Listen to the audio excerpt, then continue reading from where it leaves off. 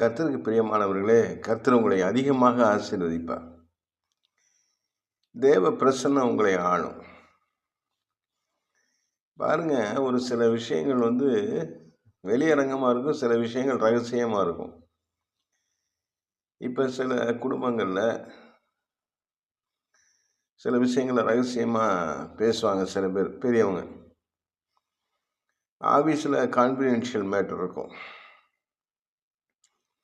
நிர்வாக ஸ்டேட்டஸ்க்கு ஏத்தபடி சில கான்ஃபிடென்ஷியல்கள் அங்கு செயலாற்றும். இப்ப கர்த்தர்ட்ட இருந்து ஒரு கான்ஃபிடென்ஷியல் இருக்கு. கர்த்தருடைய ரகசியம் ஒண்ணு இருக்கு. அது யாருக்கு வெளிப்படுத்துவார்னா, கர்த்தருக்கு பயப்படுறவங்களுக்கு. கர்த்தருக்கு பயந்து வாழ்றவங்களுக்கு அவருடைய ரகசியத்தை வெளிப்படுத்துறார். இப்ப கர்த்தருடைய ரகசியம் என்னவா இருக்கும்? கர்த்தர் என்ன காரியங்கள ரகசியமா வைத்திருக்கிறார்?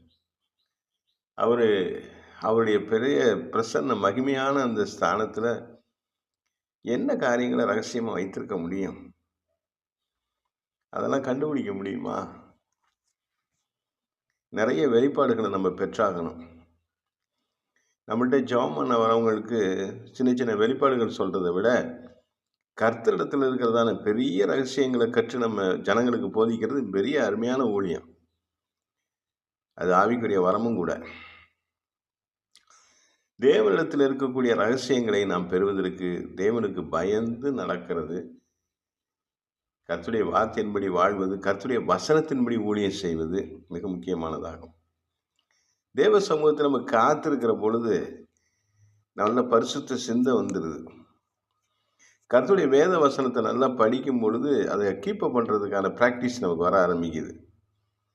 அப்படியே கடந்து போகும்பொழுது கர்த்தர் பரம ரகசியங்களை வெளிப்படுத்த ஆரம்பிச்சிடுறார். கர்த்தருடைய ரகசியத்தை தெரிஞ்சு அவங்களோட பெரிய ஆள் யார்? ஒரு டிபார்ட்மெண்ட்ல சீக்ரெட்டான சில காரியங்களை தெரிந்தவங்களுக்கு என்ன ஹானரபிள் இருக்கும் பாருங்க. அதை விட மிகப்பெரிய ஹானரபிள் பரலோகத்தின் ரகசியங்கள் நீங்கள் தெரிந்து கொண்ட ஊழியராக, தெரிந்து கொண்ட கர்த்தருடைய பிள்ளைகளாக இருந்தால் மிகுந்த ஆசீர்வாதம் அதிகம் உண்டு.